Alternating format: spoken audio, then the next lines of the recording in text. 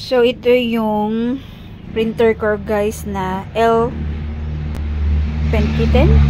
Ito, Epson L121 pala. L121. So, sa may nagtatanong kung paano or yung paano mag-remove ng lines. Okay, syempre, kailangan na-connect siya sa computer nyo and then i-on natin siya.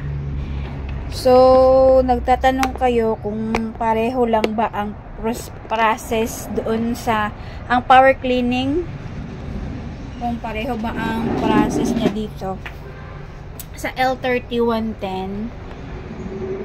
Oo, pareho lang siya, diba? Tingnan nyo ha.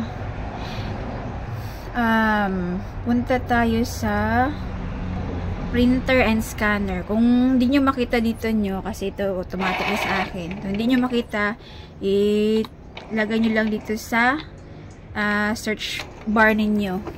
Printer and scanner. Ayan. So, ito, kung anong printer ang gamit nyo, yun ang sa L121. So, bale, pareho lang sila sa L120. So, ito ang gagamitin natin.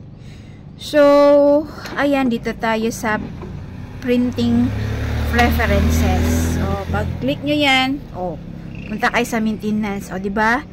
Pareho lang din siya doon sa yung sa video ko sa L3110 ko na printer. So, pareho lang din, diba?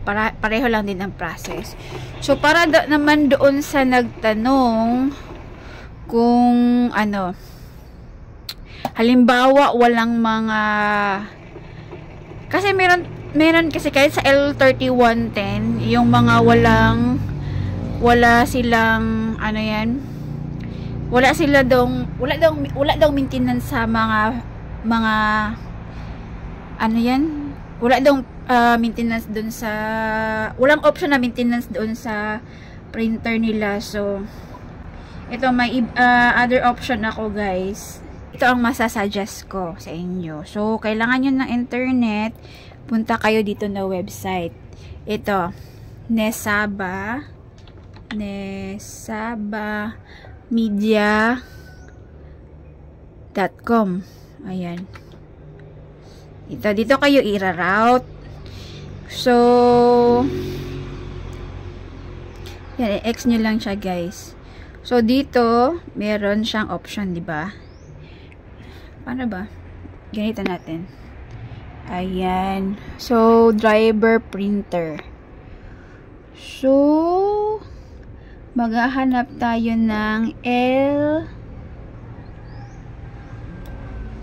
driver, Epson.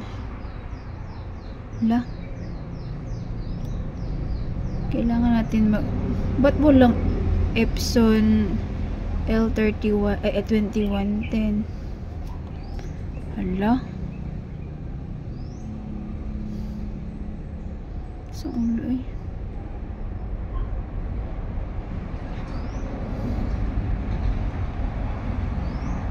Hala guys.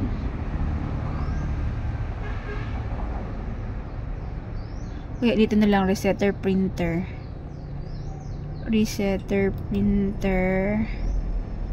Ano ba to? Hindi ko maintindihan. Build. Buka. Hala. Kasi parang naka-Indonesian siya guys eh. So, dito tayo sa resetter printer. Ayan, ito. So, ito guys ha. So, ito yung i-click nyo guys sa resetter printer. Kasi dito sa driver printer wala pala siya. So, dito kayo sa resetter printer kasi dito meron na siyang option. Ayan. So, tapos dyan, pagka-choose nyo doon, dito, pagka-choose nyo dito, saan ba tayo? Ayan, ito na, diba? Uy. Ayan, dito, i-scroll down nyo lang siya guys hanggang pumunta kayo dito. Download Restarter Epson, yan. Download. So, ayan. Na-download na ba? Ayun. Hala. Ayun pa. Na-download pa niya. Ayan. Pagka-download,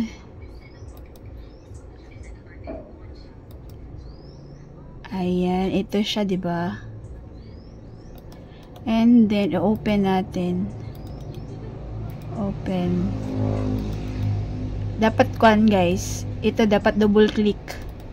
Yan. And then, extract all. And then, extract.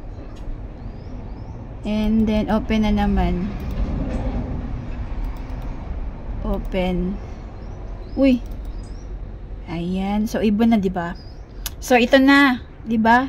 Lumabas na siya. So, dito na tayo sa, kung power cleaning kayo guys, dito kayo sa particular adjustment. Ayan. So, makikita nyo, diba, marong head cleaning. Ayan. Meron siyang option dito sa maintenance. Meron na siyang maintenance, guys. Ito, may head cleaning na siya. Wala siyang power cleaning, pero meron siyang head cleaning. Ayan. Meron siya dito. Dito ang maintenance siya, guys. So, baka pwede nyo siyang gawin na ganyan, guys. Ako, hindi ko siya mapakita sa inyo kasi okay pa naman yung printer ko. Hindi pa siya hindi pa siya wala pa siyang linya-linya ba. Bago pa kasi. At saka hindi ko siya masyado nagagamit. Yung isa yung 3110 yung parati kong ginagamit. So, ito guys, baka makatulong sa inyo. Medyo matagal ko tong ginawa, pero at least nagawa ko pa din. Kasi ngayon ko na to nakita na website eh. Ang galing ng website na to guys. Parang Indonesian siya. Pero ayun. Indonesian siya pero meron talagang free lang siya ba. Kung i-reset nyo yung printer nyo or ayun, meron option din maintenance, ano pa yun nandoon. 'Di ba? So, yan siya guys. So, asa na yun?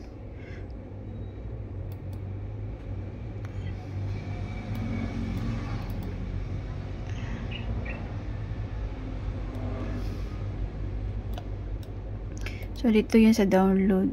Ayan. Dito sa download, nandito siya, diba? So, ayan guys. Ganyan lang. I-download nyo. Sana naka-help. Yung may mga Epson L120 dyan.